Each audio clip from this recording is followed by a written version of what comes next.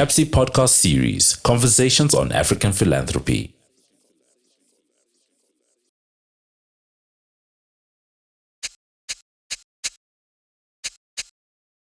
Hello, my name is Masego Madzwamuse. I am the host of the Adoye podcast series, season 2, that is part of our 2026 gathering, which is held in partnership with the Nawi Collective and the Center of African Philanthropy and Social Investment under the Adoye program. And we're bringing together a group of fabulous women, Pan-African feminists, 30 women who have come together for this writing retreat. And we are curating a space that recognizes writing as political work, storytelling as a site of healing, and community as essential to sustaining feminist thought and creativity on the continent. And through the podcast, you'll get to hear about the incredible work that the individuals who are part and who are participating in this year's retreat are involved in.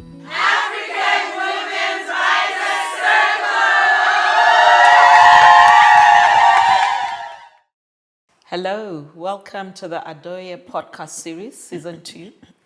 And my name is Masego Madzwamuse, and today I am in conversation with Dr. Ikal. And Ikal, I actually would like for you to introduce yourself to our listeners and viewers by just sharing with us who you are and whose you are. Okay, my name is Ikal. I am a child of the Lobur clan from Turkana in northern Kenya, but I belong to the Atakar people. And I say I belong to the Atakar people because while my parents are the ones who raised me, I am raised by a community of people. And this Atakar people do not only belong to one country. Mm-hmm. It's a geography, it's a territory that is captured, is covered in Kenya, South Sudan, southern Ethiopia, and northwestern Uganda. So I come from the Atakar people, and I belong, and that's why I belong to them, because I am because they are. Yes. And thank you for sharing that. You just introduced yourself as Ikal, and I'm going to introduce you fully, your names fully, including a title that you have, and for yourself recently, that we are all thrilled for in the space, and congratulations, you recently got your doctorate. This is Dr. Ikal Angelei. Do not forget that. And as you say, you've always spoken to your indigenous and pastoralist background. Yeah. And that has been the center of your work and coexisted with what you do. Yes. And I actually remember, we've known each other for a very long time. Yeah. We first met as two very young Black Africans stepping our toes into the professional conservation space. Yes. Although conservation and nature has always been our DNA, and I'd really like for you to talk about that. I think the beauty of sort of being first women, African women who are occupying the space, but also in a space where external actors are trying to navigate and in most cases force an idea of conservation. Yet we as African women know that we have been guardians of biodiversity, we've been guardians of the ecosystem, we've been guardians of nature. It's been very interesting to see that, but over the years, constantly pushback in a space that we know, agreeing and following through and just sort of following on the footsteps of external actors is very easy. And it's actually the easiest path because that's where the resources come to you. Yes. Pushing back means that you're demonized from the space. You're seen as, the person who's an antagonist all the time. But it's also been a learning because for us, especially, again, it was not only about being African women, but it's also a space that's occupied by African men. Yes.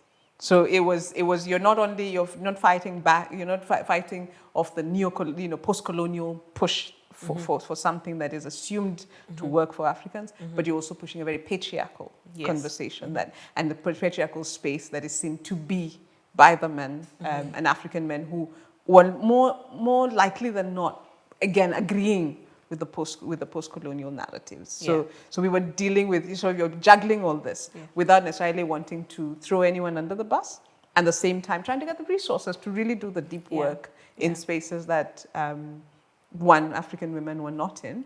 And the African women who were there were coming in from a very academic place, but we were also coming in, bringing our little academic, but also at the same time centering it in our indigenous knowledge. Yes, absolutely. I like where you land, and talking about the historical relationship with the resources and being the guardians of biodiversity, and coming from the generations that have done that work, and where the separation between people and nature has always been an artificial one, and land is an important one. One of the things, and this is where I'd like for us to come back to this retreat, is it's very much the conservation and environment space is very much a space that is informed by science. And you've done this work over the years, and I think you are able to push very progressive agendas. Maybe even at some point we should talk about how Friends of Lake Turkana came about. But before we get to how Friends of Lake Turkana came about, the organization that you lead, I would like to ask you this question. What drew you to the retreat, to the African Women's Writers Circle? So for the longest time, writing a thesis, you sort of are writing it from an academic lens. But at the same time, for me, writing has always been, it has dual accountability. I'm writing it for me, for a particular purpose, maybe career, professional. But I'm writing about people and places and landscapes. Those are I'm held accountable by those. Be they people, be they landscapes, because landscapes do have a story and histories and have stories. And so it is important to think it in that way. So being in a space where there are other women who are writing and thinking and just building sisterhood and a space of holding each other to account, but also learning from each other. That for me was the real important part, but also being at the beginning of the year. So you're also thinking about who am I within this writing? Because it is not just about writing for the sake of writing. And for me, the purpose of this, and I said, if anything I come out of this retreat with, is the ability to say, when somebody reads my work, what can they say about who I am, my values, my politics, my beliefs? Because that will come out from understanding what are your non-negotiables and how you write what you write about. And so this retreat was a space for that, so that I can, yes, benefit from the technical skill, but I think the most important was in a place where I can challenge my own understanding, challenge my own beliefs, learn and unlearn some things. And in that way, really start to get clarity of who I am through my writing, through the way that I engage with people. And the way that you engage with the themes that you work in. Because as we always say, the personal is political. Yes, it is. Which takes me to where I had wanted to go initially. Your personal story with how Friends of Lake Turkana comes to be. And how you're connecting the themes that you're exploring in your writing with that origin story. You care to share the origin story? Yes, I'd love to. A few years ago, 2009, 2010, I learned about, a dam being built up in Ethiopia, and I have no idea about the science of dams or hydroelectric power, energy as a whole. I'm a young person out of university, just trying to get a job to get back, but always pinged to what is going on back at home. So I had gone back home to just try and figure out what can I do back at home, because I am raised by many. And back at home being? Back at home being Turkana. Yes. And so I went back to Turkana and trying to understand. Then along the way I learned about this dam. no one was talking about it, or politicians didn't care for it. So, just trying to see what is this that's happening. Yeah. But again, it is with the history of my father having questioned hydroelectric dams in Kenya before. And this was during the Moi era, when you would not speak against the government. But he had done it. And so I knew that this is a person, my father was late by that time. So I knew this is a way of somebody trying to, trigger something. And my name, Ikal, means the small house of my father. Yes. So having really always had this connection with him, I was very clear that there must be something. And so, and funny enough, when he was alive, I kept saying, when I leave, if I ever leave this country, I am never coming back. I did get an opportunity, went to the US, and 10 days after graduation, I was back in Turkana. Yes. So I guess I was busy shouting one thing, and the old man was deciding, you are coming back here. Your ancestors are pulling you back here. So I went back to Turkana, which shocked everybody because I didn't get opportunities in the US and I chose not to. So then trying to figure out how is financing affecting a dam that is affecting people's lives. So my center has always been a focus on everyday lives of people. It's very easy to campaign around the big themes. It's climate up there. But I'm always thinking about how are local people, indigenous people, pastoralists, fisherfolk, farmers, the urban poor, how are they dealing with this? And so I realized from the get-go that it didn't matter the big conversations around greenhouse gas emissions. Yes, it is important. But what does that mean in our local languages, in our lived realities, but how people navigate those spaces they experience those impacts. So Friends of Lake Turkana really came about by leading communities across the Omo Valley in Ethiopia and the Turkana Basin in Kenya to just start to question a dam in Ethiopia. And from there, and these are communities who are warring communities, they've been fighting each other all their lives. Wow. But then now you have to tell them, what is the minimum? What you're fighting about is a very small thing. What you're fighting against is a bigger thing, which means that you lose your land.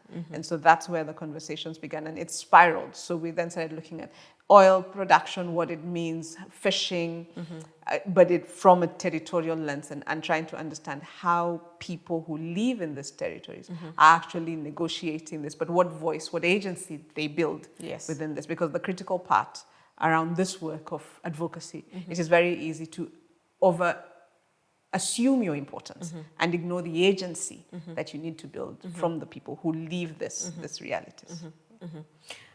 I thank you for sharing that, because for me it clarifies a few things.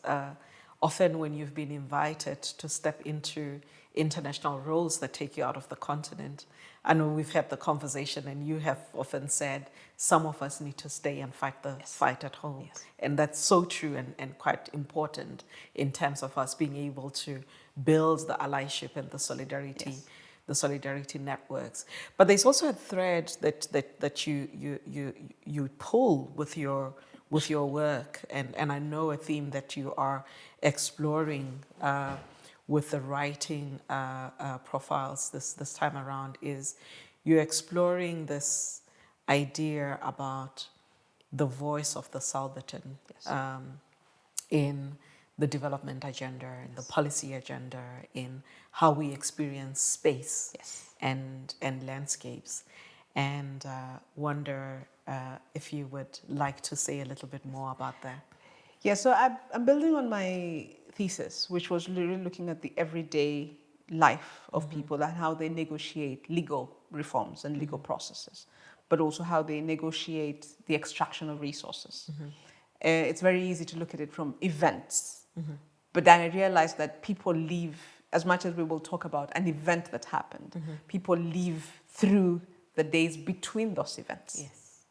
And so it's important to capture how they negotiate that, how they navigate those times when they're not necessarily in big meetings, in conferences, in demonstrations, or getting goodies from the government. And so I have been really looking at that. But it is very easy, and it is by design, that the subalterns are actually fragmented. So you look at not in my backyard. And warring with each other. So you are so busy looking at not in my backyard. You're so busy, even in that everyday survival, because for some reason, again, it is the same spaces where the poverty is, the problems are, even while they also have spaces of celebration and dance and collective. So it's trying to look so that it's not a one lens story of these are people who are just in problems, but these are people who have always found solution to their problems. Yes. They have social relations, they have ways of care, they have ways of building together. Yeah. And so it was, for me, that was a very important part. So building on that, I also realized that over the years, I found myself in spaces where the urban poor are, where miners are, where labor is, so different groups of people, farmers, I'm part of the Kenyan Peasant League. And so seeing these different groups, and I kept asking myself, how is it that I find myself in this different groups? It means that there is a story that I need to tell. And the patterns of displacement are similar. Yes. There's a continuation. Yes. And so you see that sense of displacement constantly, whether it is a big company coming to take over, even sometimes it's a big company coming to take over farms. But we've also seen, especially with the GMO era, where seed companies are giving farmers, they give you seed, which displaces you of your food sovereignty. So they dispossess you. You think you're there, so they've not displaced you. And so it's seeing forms of displacement, dispossession without displacement. Yes. Yeah. And you see this over and over again. Yes. And so for me, I started to look at it, whether it is now in the new focus of economic and social rights, where then they say housing is a problem.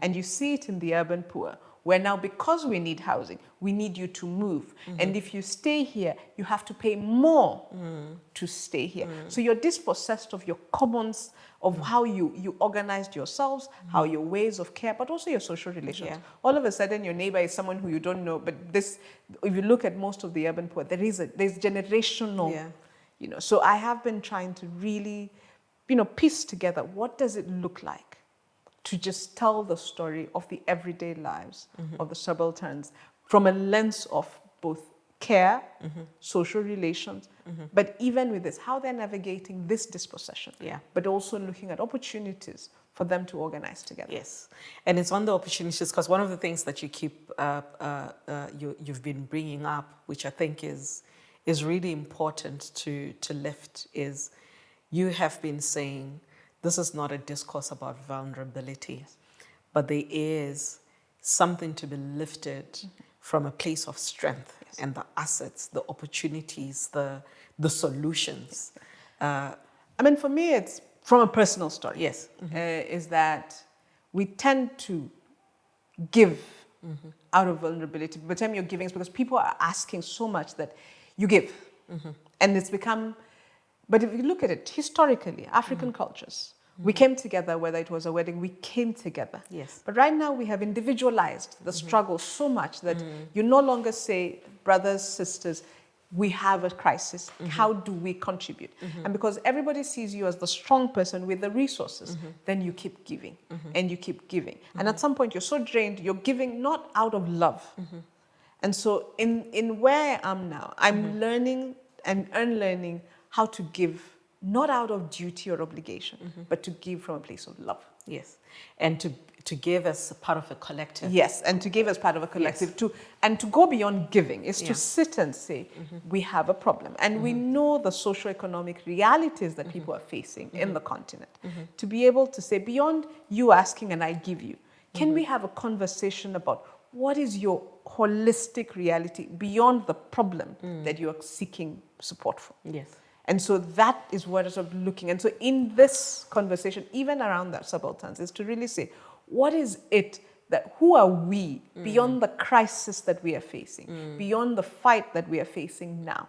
And how then do we see our strengths within that, so that then we can start to organize ourselves better? Yeah. Because we are reacting, and it is by design that we are being, everything is thrown at us, layered. Yeah. So you keep fighting back. And by the time you actually think about who are we and how do we come together, you have nothing to come together for. Yeah. Because you just have given everything away. Yeah. And so that's why the whole aspect of from a place of strength Absolutely. Building from a place of strength and understanding that it doesn't matter what they take away. There are things that they can't take away. And it's our social relations, our ways of care, but also who we are beyond what they know who we are. Yeah. Love it. And these are questions and themes that you've been exploring and you've been holding out. And I just want to bring us back to this retreat and the couple of days that we've spent together, the week and a half. And as we go towards the end of the 2-week period, what has been an aha moment for you? Like a breakthrough that's enabled you to kind of like let these ideas percolate a little bit further and develop?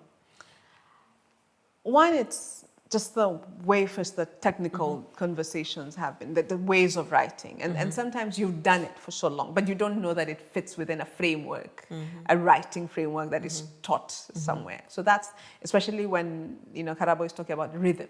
Yes. And because I have felt it. And so there's a rhythm, and sometimes it may not be in the words you write, but just the rhythm, the flow of it. Yes. So that's been the one thing. But also it's the offline conversations. Yeah. When you're walking with somebody and then somebody says, oh, this and they're like, huh. And then you share ideas. But it also allows you to say, wait a minute. Am I limiting myself in just the thinking?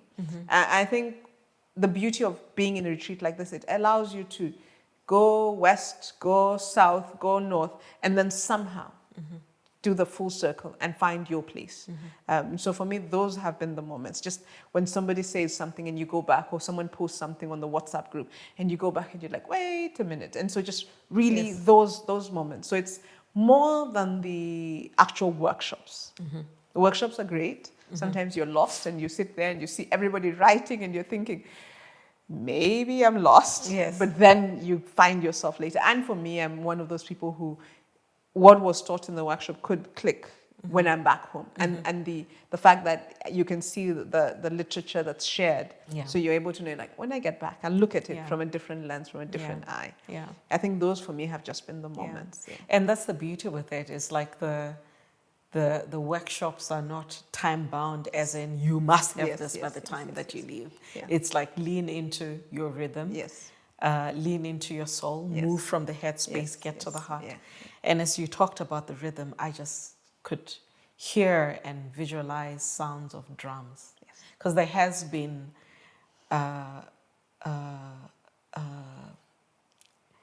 there's been a soundtrack that has been very much and that's also the beauty is sort of seeing, again, for me, from an everyday perspective, is seeing people, up and down. So you're not seeing, there's no, I'm at my peak the whole day, and that's okay. Just seeing the okayness of people being, today you're saying, actually, I just watched a movie. And that's okay, because sometimes walking away from what you're doing allows you to get a different click, that allows you to come back. So being able, so as I speak about the everyday, it's just how people navigate, even we who are African women who come from a place of privilege, are actually navigating spaces every day that look different. And people being able to say, actually today I just needed to stay in my room and come to self before I can come back. I have to nourish myself to be able to nourish others. Yes. Absolutely. Great, Ikal. Thank you very, very much. This has been an enjoyable conversation. It's always such a great pleasure to speak to you. And we really look forward to what's going to be coming next from you. Be on the lookout for what Dr. Ikal Angelei is going to be writing. There's one particular project I am excited about, and I don't think I can say it, but when it's done, I'll be the woman at the back of the room ululating. Thank you. And once again, I'm Masego Madzwamuse. This is the Adɔyɛ podcast series, season 2, brought to you by the Nawi Collective and CAPSI as part of the African Women's Writers Circle. Thank you. Thank you. You've been listening to the CAPSI podcast series, Conversations on African Philanthropy.